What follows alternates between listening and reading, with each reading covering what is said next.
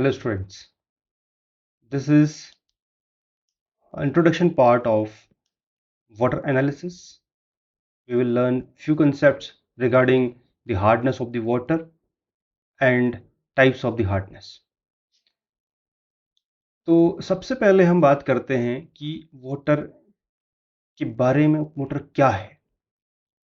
Water is a compound, इसको compound बोला गया है with a chemical formula H2O which exists on earth as ice, water vapor and liquid. तीनों condition में ये अर्थ में एग्जिस्ट करता है। तो अगर हम वाटर की बात करें, it is not only universal solvent but also an essential material for engineering applications and prime factor in development of many sectors. तो पानी की हम बात करते हैं तो ये हर वक्त इंजीनियरिंग एप्लीकेशन और बहुत सारे अन्य सेक्टर्स के लिए एप्लीकेबल है। वर्नर स्टम ये एक साइंटिस्ट हैं, केमिस्ट हैं, स्विस केमिस्ट, जिनको father of the water chemistry कहा जाता है। It's widely accepted and considered to be the founding father of water chemistry, Werner Stumm. और अगर हम इस वाटर के सोर्स की बात करें तो सोर्स है इसका सरफेस वाटर है और अंडरग्राउंड वाटर है। सरफेस वाटर में है लेक वाटर, सी वाटर, लेक वाटर और रेन वाटर। जो लेक में वाटर आता है वो रेन से आता है, सी में रिवर से आता है और अंडरग्राउंड वाटर में स्प्रिंग से आता है और वेल वाटर आता है। तो ये एक वाटर का मिनिमम जो सरफेस में हम बात करते हैं वाटर की, उसका मिनिमम डिस्ट्रीब्यूशन है कि किस तरीके से हम इसको डिस्ट्रीब्यूट कर सकते हैं। वाटर का सोर्स की बात करते हैं तो वाटर का सोर्स की बात करते हैं तो वर्नर स्टम जो कि स्विस केमिस्ट हैं, उनको वाटर केमिस्ट्री का फाउंडिंग फादर माना जाता है। और हम पानी की बात करें, इसमें इम्प्योरिटीज़ क्या क्या हो सकती हैं। जो एंथ्रोपोजेनिक एक्टिविटीज़ हैं, मैन मेड एक्टिविटीज़ हैं, वह इनऑर्गेनिक सॉल्ट डिजॉल्व कर लेते हैं पानी में, like sulphates and chlorides of the calciums, magnesium, iron, gases like carbon dioxide, nitrogen, oxygen, H2S and organic salts are responsible for water impurities. यानी पानी की जो इम्प्योरिटीज़ हैं, जो मैन मेड एक्टिविटीज़ के साथ साथ और भी जुड़ी हुई हैं। एक तो है मैन मेड एक्टिविटीज़ से जो होती हैं many anthropogenic activities, inorganic salt हैं और आयरन मैग्नीज गैसेज हैं, ऑर्गेनिक सॉल्ट्स हैं, तो सब रिस्पॉन्सिबल हैं वाटर की इम्प्योरिटीज़ के लिए। Clay, mud, vegetables and animal matters are suspended impurities. Colloidal impurities हो सकती हैं कि फाइन साइज सिलिका और एल्यूमिनियम और ऑर्गेनिक वेस्ट से हो सकती हैं। These are soluble materials other than the gases cannot be removed by conventional filters। तो जो इस तरीके की जो impurities हैं तो soluble materials हैं, gases हैं, other than gases जो हैं cannot be removed by conventional filters। इसके अंदर पानी के अंदर impurities के फॉर्म में बैक्टीरियल जो इम्प्योरिटीज हैं वो हो सकती हैं, जिसमें बैक्टीरिया हैं, जर्म्स हैं, पैथोजेंस हैं, माइक्रोब्स हैं, viruses and parasites. It also includes algae and some beneficial bacteria that decompose waste harmful cholera causing bacteria। यानी पानी के अंदर और भी कुछ बैक्टीरियाज हैं जो दूसरे जो हार्मफुल बैक्टीरियाज हैं उनको किल करते हैं। इसकी इम्प्योरिटीज की हम बात करें, इफेक्ट ऑफ इम्प्योरिटीज, तो इससे क्या होता है। तो पानी में जो उसकी फिजिको केमिकल पैरामीटर्स होते हैं उनको वो डिस्टर्ब कर देता है, उनको चेंज कर देता है जो उसमें इम्प्योरिटीज़ हैं। तो उसमें क्या कौन सी हो सकती हैं physical chemical parameters. Colour surface water का बदल जाता है क्योंकि इसमें ऑर्गेनिक मैटर्स डिजॉल्व हो जाते हैं, तो नए कंपाउंड्स बन जाते हैं, वो उस पानी के टेस्ट और ऑर्डर को चेंज कर देते हैं। सस्पेंडेड इम्प्योरिटीज वाटर की उसकी टर्बिडिटी बढ़ा देती है, उसकी जो गंदलापन है वो ज़्यादा बढ़ जाता है अगर सस्पेंशन रहा पानी में। Micro organism in water increases pathogenicity. तो माइक्रो ऑर्गेनिज्म होंगे तो उसके अंदर पैथोजेंस बढ़ जाएंगे, जिसमें हमने एग्जांपल लिए अलग अलग बैक्टीरियाज के, और ये बीमारी के लिए सबसे ज़्यादा रिस्पॉन्सिबल है पैथोजेंस। तो ये बेसिकल जो उसकी इम्प्योरिटीज़ थी और उसकी इम्प्योरिटीज़ का इफेक्ट था। तो ये तो अलग पार्ट है वाटर का, लेकिन इंजीनियरिंग केमिस्ट्री में हम जब स्टडी करते हैं तो हम सबसे पहले बात करेंगे कि उस पानी की हार्डनेस, क्योंकि ये पानी जो है हमारी जो इंडस्ट्रियल एप्लीकेशंस हैं उसके लिए काफ़ी ज़रूरी है। तो हम सबसे पहले टॉपिक इसमें समझते हैं कि हार्डनेस, उस वाटर की हार्डनेस क्या होगी और उसको हार्ड वाटर किसे कहा जाएगा और सॉफ्ट वाटर किसे कहा जाएगा। तो पहले अगर हम बात करते हैं हार्डनेस क्या हो पानी की, तो उसके लिए एक सिंपल लाइन में डेफिनेशन है कि the soap consuming capacity of water is known as hardness. तो यानी पानी की वह कैरेक्टरिस्टिक्स जो लेदर फॉर्मेशन को प्रिवेंट कर देती है, विच प्रिवेंट्स लेदर फॉर्मेशन। यानी जब साबुन के साथ झाग बनाने की बात आती है, तो अगर ऐसी प्रॉपर्टीज, ऐसी कैरेक्टरिस्टिक्स पानी की जो लेदर बनाने को रोक देती हैं, वह उसकी हार्डनेस कहलाती है। अगर इजीली झाग बन गया, इसका मतलब है वो हार्ड वाटर नहीं है। अगर झाग नहीं बन पाया साबुन के साथ, वो हार्ड वाटर कहलाया जाएगा। It is due to the presence of salts, क्योंकि पानी में क्या होते हैं, बाइकार्बोनेट्स के सॉल्ट होते हैं, सल्फेट के सॉल्ट्स होते हैं, chlorides of calcium, magnesium and other metals. तो इस तरीके के मेटल की सॉल्ट की वजह से उसमें हार्डनेस बढ़ जाती है। दो प्रकार के हार्डनेस ऑब्जर्व की गई हैं, और इसमें हम सबसे पहले हार्डनेस को मेजर करने के लिए यूनिट्स हैं उसको पढ़ते हैं, फिर हम उसके टाइप्स को पढ़ेंगे। सबसे पहला है हार्डनेस को मेजर करने के लिए पीपीएम या पार्ट्स पर मिलियन। तो यानी जो वाटर का जो मेन यूनिट है उसको हम पीपीएम यूनिट कहते हैं। ये क्या है, 1 unit weight of solute per 1 million weight units of solution. Solution और सोल्यूट के इस कॉम्बिनेशन में जहां पर 1 पर मिलियन वेट में रहता है, तो उसको हम बोलते हैं parts per million. It is also represented as a milligram per litre. एक PPM equal to 1 milligram per litre. दूसरी इसकी यूनिट है डिग्री क्लार्क, और it is the number of gains per gallon of hardness in water. Per gallon grains की हम बात करेंगे। It is a unit still use for hardness in the water utility industries, लेकिन सबसे widely accepted जो है वो पीपीएम या मिलीग्राम पर लीटर ही है। अगर हम 1 गेन की बात करें, 1 grain is equal to 64.8 milligram of calcium carbonate, which is equal to LB, जिसको हम पाउंड के फॉर्म में कहते हैं 1/7000। 1 ppm equals to 0.07 degree Clarke. Degree French या डिग्री फ्रेंच इसको बोलते हैं। It is the number of parts of hardness causing ions in 105 parts of water, इसलिए इसके लिए 1 ppm इक्वल्स टू है 0.1 डिग्री फ्रेंच। नाउ अब ऑलमोस्ट जितने भी वाटर में हार्डनेस कोजिंग जितने भी कंपाउंड्स हैं, जितने भी सॉल्ट्स हैं, तो उनको हमेशा यानी हार्डनेस को उसके टर्म्स में पीपीएम के टर्म्स में लेते हैं, लेकिन उस पीपीएम को भी हम कैल्शियम कार्बोनेट के टर्म्स में एक्सप्लेन करते हैं। वो इसलिए करते हैं, जैसे हमने कहा कि in terms of CaCO3, hardness in PPM in terms of CaCO3। अब क्यों लेते हैं CaCO3, क्योंकि इसके पीछे का कारण ये है, इसका जो फॉर्मूला वेट है वो 100 होता है, और जितने भी कैलकुलेशंस होती हैं उस कैलकुलेशन के लिए 100 में कैलकुलेट करना बहुत आसान होता है, इजी होता है कि 100 से हर किसी को डिवाइड और मल्टीप्लाई किया जाए। और उसका जो इक्विवेलेंट वेट होता है 50 होता है, क्योंकि अब इसका डिवाइडेड बाय 2 हो जाएगा, फैक्टर्स के लिए 2 होता है, तो इसका molecular weight divided by the factor which is equal to 50। तो इक्विवेलेंट वेट 50 मिला हमें। और क्यों ये इसलिए है क्योंकि कैलकुलेशन इसके मदद से आसानी से हो जाती है। एग्जाम्पल हम देखें तो चाहे कैल्शियम की हो, मैग्नीशियम की जो हार्डनेस है उसको हम क्या करेंगे, एक्सप्रेस करेंगे CaCO3 के में टर्म्स में। और टोटल हार्डनेस जो होती है वो टोटल हार्डनेस कैल्शियम और मैग्नीशियम की वजह से होती है वाटर में, तो इसीलिए हम इसको बोलते हैं टोटल हार्डनेस, और स्पेशली किस टर्म्स में, CaCO3 के टर्म्स में। और हम इसका यूनिट लेंगे मिलीग्राम पर लीटर या ppm।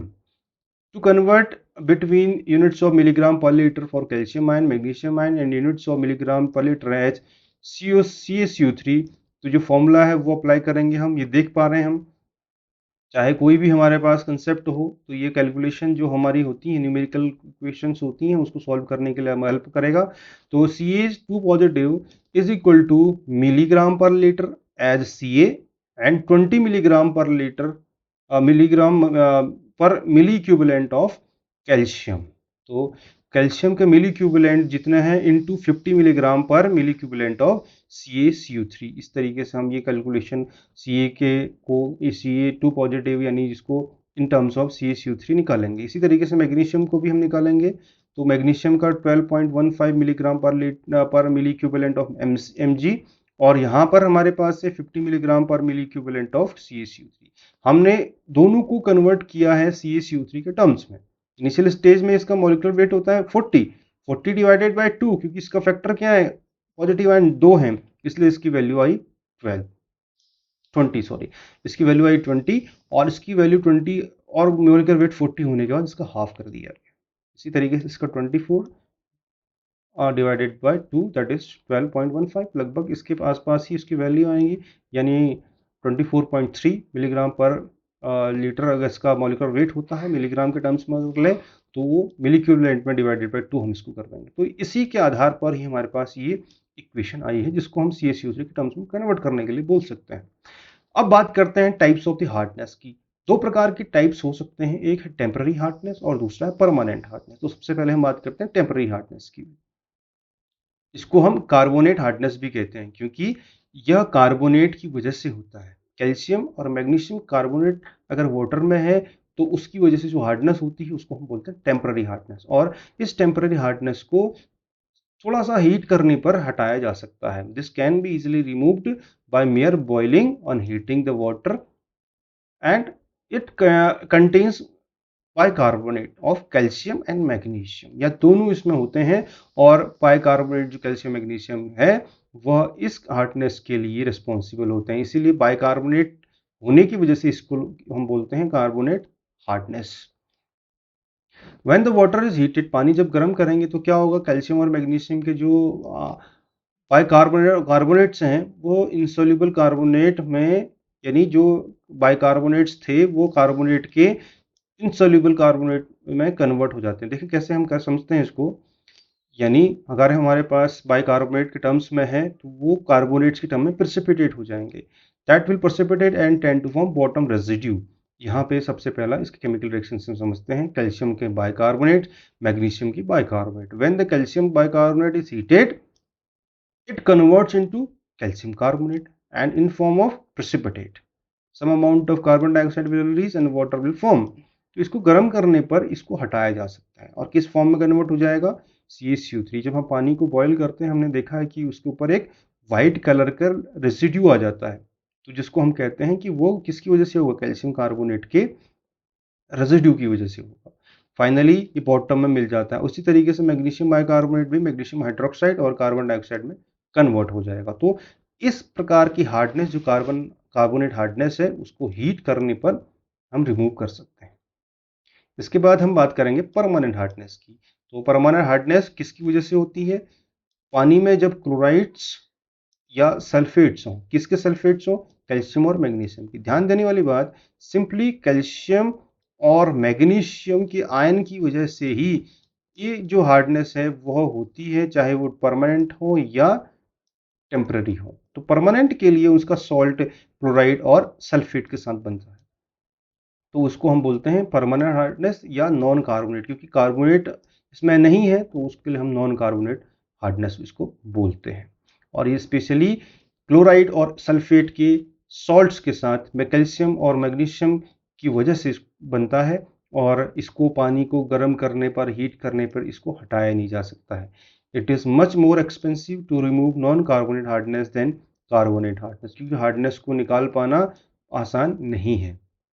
In the hard water जब कैल्शियम और मैग्नीशियम जो हैं रिएक्शन करते हैं, एसोसिएट होते हैं क्लोराइड के साथ और नाइट्रेट के साथ, सल्फेट के साथ, तब जाके इस प्रकार की हार्डनेस देखने को मिलती है, परमानेंट हार्डनेस। अब क्या होगा, कैल्शियम जो होगा वो क्लोराइड के फॉर्म में भी होगा, और क्लोराइड के साथ रिएक्शन में आएगा तो Ca2 पॉजिटिव और twice Cl negative, magnesium sulphate इस तरीके से कन्वर्ट हो जाता है। और अगर हम टोटल हार्डनेस की बात करें वाटर की, या परमानेंट हार्डनेस की बात करें, तो हम दिखा सकते हैं कि total hardness minus temporary hardness that is permanent hardness. तो सिंपल सा कंसेप्ट है। और हम हार्डनेस टेबल को देखते हैं कि कोई भी वाटर सॉफ्ट कब कहा जाएगा, जब उसकी हार्डनेस 0 से लेके 50 के बीच में हो, 0 टू 49 के बीच में जब उसकी जो हार्डनेस होती है तो उसको हम बोलते हैं कि वाटर सॉफ्ट होगा। अगर सोडियम एडेड होगा तो वो 22.5 मिलीग्राम पर लीटर तक ही होगा। मीडियम हार्ड होगा तो 50 से लेके 149 मिलीग्राम पर लीटर तक। तो हम हार्ड वाटर किसे कहेंगे? जब उसकी जो हार्डनेस है 150 से लेके 250 249 तक आएगी। वेरी हार्ड कब होगा? जब 250 से लेके 229 तक इसकी हार्डनेस आएगी। एक्सट्रीमली हार्ड कब होगा? जब ये ग्रेटर देन 300 होगा। तो ये इसका हार्डनेस टेबल है। ये एक इंडिकेशन है कि वाटर सॉफ्ट कब होगा, एक्सट्रीमली हार्ड कब होगा। नाउ कुछ डिसएडवांटेजेस हैं, क्या हैं? सबसे पहले देख लेते हैं। हम जानते हैं डोमेस्टिक एक्टिविटीज़ की बात करें, पानी हमेशा यूज़ किया जाता है। चाहे हम नहाएं, धोएं या पिएं या खाना बनाएं, उसके लिए पानी डेली एक्टिविटीज़ के लिए यूज़ होता है। Specially hard water is used in washing and bathing hardness producing component. तो जब हम नहा रहे हैं, धो रहे हैं कपड़ों को, उस टाइम पे ये जो हार्डनेस कंपोनेंट है वह साबुन में झाग बनाने में क्या करता है? प्रॉब्लम क्रिएट करता है और एक वाइट स्कम बनाता है। क्योंकि हार्ड वाटर में क्या होते हैं? कैल्शियम और मैग्नीशियम के कार्बोनेट्स, बाइकार्बोनेट्स, क्लोराइड, सल्फेट्स। तो कुछ केमिकल रिएक्शन है इसके रिगार्डिंग, हम इसको देख लेते हैं। ये हमारे पास सोडियम का स्टीरेट्स है, तो ये वाटर के साथ रिएक्शन करेंगे, यानी साबुन इसको हम बोल रहे हैं। तो ये क्या करेगा? साबुन जो है बनाएगा और साबुन लेदर फॉर्म करेगा। जो साबुन है पानी के साथ घुलने पर झाग बनाएगा। अब पानी में अगर कैल्शियम के सल्फेट या क्लोराइड्स हों तो वो क्या करेगा? जो सोडियम है वो पहले क्या करेगा? पूरा जो साबुन है पहले क्या होगा? ये जो साबुन बना है, सोडियम स्टीरेट जो बना है, वो कैल्शियम सल्फेट के साथ रिएक्शन करके एक्सचेंज प्रोसेस के थ्रू कैल्शियम के साथ एक वाइट स्कम बनाएगा जो डिपॉजिट हो जाएगा। हम देखते हैं जब साबुन के साथ हाथ धोया जाता है या कपड़े धोए जाते हैं तो पहले झाग बनने से पहले एक वाइट स्कम बनता है जो कि कैल्शियम का स्टीरेट होता है। तो कैल्शियम का स्टीरेट बनता है जिसको हम बोलते हैं व्हाइट स्कम। तो ये हिंडर करता है उसको लेदर फॉर्मेशन में। तो ये जब तक ये रिएक्शन तब तक होगी, यानी जब झाग तब तक नहीं बनेगा जब तक ये कैल्शियम सल्फेट पूरा का पूरा कन्वर्ट नहीं हो जाता व्हाइट स्कम में। तो ये मिनिमम कंसेप्ट है, मिनिमम रिएक्शंस हैं जो हम समझ पाते हैं जिसके बेसिस पे कि hard water easily leather form नहीं कर पाता है विद वाटर।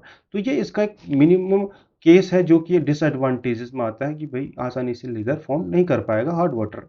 इंडस्ट्रियली जो वाटर है वो यूज होता है बॉयलर फीड्स में, पेपर मिल्स में यूज होता है, शुगर इंडस्ट्रीज में, डाइंग इंडस्ट्रीज में, लॉन्ड्रीज में पानी की बहुत ज़्यादा खपत होती है।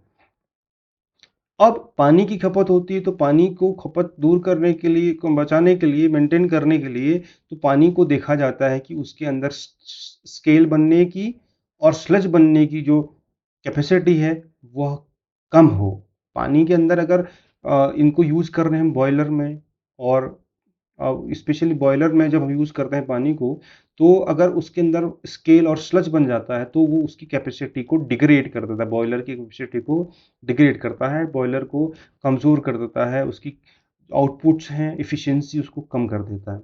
तो इसलिए वाटर जो है स्केल और स्लज से रहित होना चाहिए, लेकिन इसका मतलब ये है कि वो वाटर हार्ड नहीं होना चाहिए या उसमें जो हार्डनेस कॉजिंग कंपोनेंट्स हैं कैल्शियम और मैग्नीशियम वो नहीं होनी चाहिए, तो इससे फ्री होना चाहिए।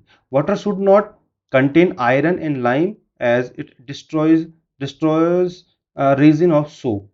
It should be free from sulfates and alkaline carbonates since it is deliquescent. Water should not contain iron and any type of hardness. तभी वो जाके इंडस्ट्री में यूज होता है। तो this basic concept tells us how we need to treat the water. क्योंकि पानी को जब तक इन चीज़ों से फ्री नहीं किया जा सकता है तब तक वाटर इंडस्ट्री में इजीली यूज नहीं किया जाता, क्योंकि अगर इंडस्ट्री में यूज करेंगे तो ये इन अनेक प्रकार की प्रॉब्लम्स को क्रिएट करेगा। और इसी लेक्चर के साथ, इसी टॉपिक के साथ ये लेक्चर अभी ख़त्म करते हैं हम। और अगर इसके रिगार्डिंग कोई डाउट्स हैं आपके पास तो आप इसको कमेंट के बेसिस पे हमसे पूछ सकते हैं।